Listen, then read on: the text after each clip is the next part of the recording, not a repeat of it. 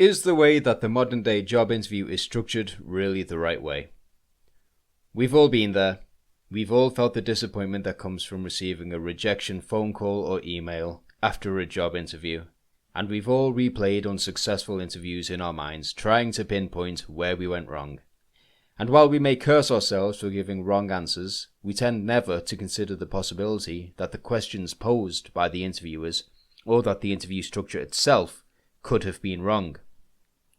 Like many other things, job interviews have become standardized, and consequently, regardless of what organization a person may be interviewed by, it is almost certain that the interview will be structurally identical to those conducted by 100 others. The name of the game is box ticking, with companies utilizing a 5-point per question score system to grade each answer provided by interviewees in terms of how they refer directly to explicit person specification criteria. Individual scores from each answer are collated into a grand total, which will be the sole determining factor in whether or not a candidate will be offered the position. To put it into context, if 6 questions are asked, the interviewee will receive a score out of 30, with a single point potentially meaning the difference between success and failure. This is what the interviewer is referring to when they inform us during those regretful phone calls that a different candidate scored higher. What passes for a job interview today is a cold and mechanical process, devoid of any natural human interpretation of a person's character or suitability. The 5-point score system requires candidates to provide square pegs for square holes, ones and zeros style answers, and reduces candidates to easy-to-process bytes of information, disregarding the finer points that, to another person, would be the most significant factors in determining a person's character. So why are interviews structured this way? One may assume the standardization of interviews is a byproduct of living in the age of mass communication and globalization. The fact of the matter, however, is that the rigid and unnatural structure of today's job interview is deeply rooted in the modern-day education system, which was designed in the late 1800s to produce factory workers. In the industrial era, schools essentially functioned as training centers in which students were prepared for employment on factory conveyor belts. Children were sat in rows and taught to follow instructions and complete basic tasks, to sit quietly and memorize information, with their ability to retain that information being tested through regular exams. Creative talent was neither valued nor nurtured, and students were rewarded for doing exactly as they were told. Our education system failed to evolve in accordance with the changes that have taken place within the world. Val Klenowski, Professor of Education at Queensland University of Technology, has heavily criticized the current education system for its focus on the indicators of achievement such as grades and test results, while practical skills necessary in the modern world, such as critical thinking, problem solving, creativity, and innovation, are being neglected. Although many new subjects have been added to the curriculum since the 1800s, the culture of mass production remains. Children are still made to sit quietly in rows, to copy from textbooks, and are graded on their ability to do what they're told. The modern-day job interview is an extension of this outdated model of education, with interviewees being judged on their ability to conform to a standard and tick boxes. Another reason for interviews being structured as they are is that there exists a requirement to record everything that transpires in order for it to be filed and potentially audited at a later date. It is of course necessary then for interviewers to solidify candidates' responses through the process of transcribing them in black and white. This culture extends further into the workplace itself, with doctors, for example, being required to spend more time writing records than treating patients. During our normal interactions with people, we apply common sense and recognize a person's character through things that cannot be solidified, graded, and filed. Their composure, likability, common sense, and charisma. These abstract fields are problematic for interviewers, as they cannot be formally quantified.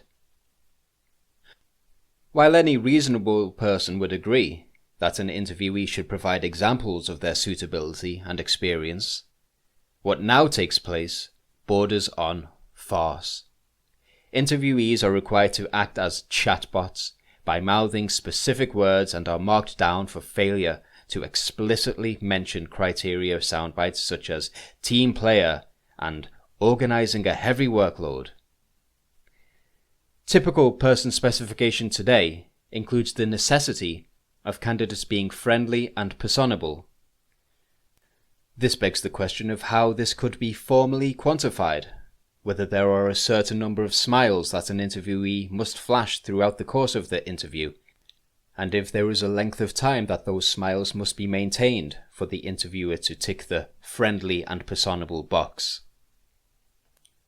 The worst offence of the modern-day job interview structure is that it is a one-size-fits-all model, which disregards the existence and importance of different personality types.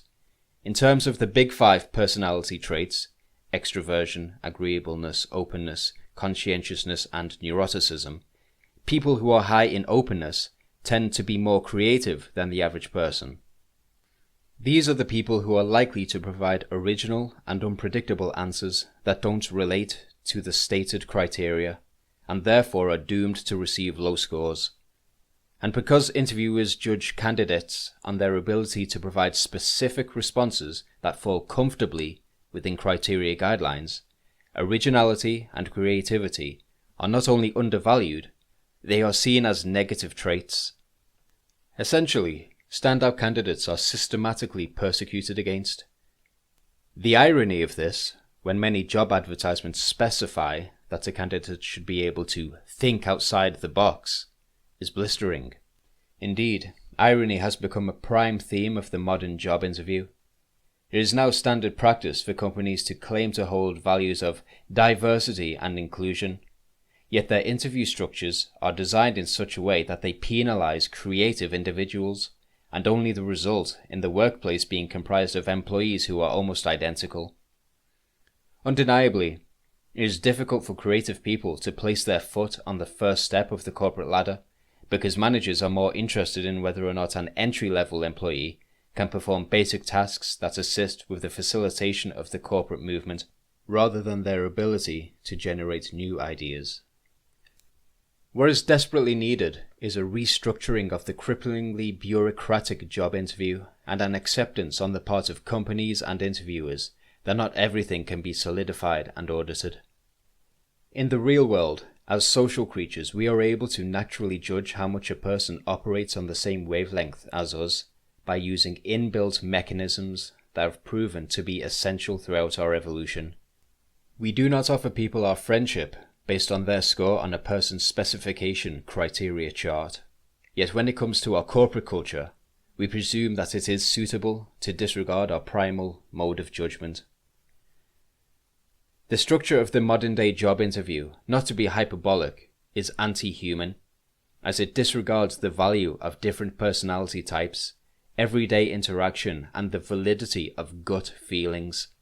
It is essential for companies to recognize the value of creative people, given that it is they who think in original ways and will be able to create new things that those companies will benefit from. Companies should also recognize that simply because a candidate may have mastered the ability to tick boxes during interviews, it is not a guarantee that that person will benefit the company in the long run as new challenges emerge. Many people who have failed to tick boxes early on in their lives have gone on to become unimaginably successful. Jack Ma, the Chinese billionaire who was repeatedly rejected from American universities, is a prime example of this. Indeed, the importance of people who think differently was well known to Steve Jobs, whose 1997 Think Different advertising campaign for Apple emphasized that importance. In the age of information, with businesses requiring more creative and innovative people, it is in the interest of companies to revise their outdated and self-defeating hiring practices and invest in people who think differently, rather than dismissing them for their inability to recite scripts during interviews. Genuinely creative people are a rarity, and their ability to generate new ideas should be viewed by any business owner as a valuable resource, one that will maintain their company's competitive edge. As declared in Apple's iconic commercial, the misfits and rebels who see things differently are the ones who push the world forward. And if these people are good enough for Steve Jobs and Apple, perhaps they're good enough for the rest of us.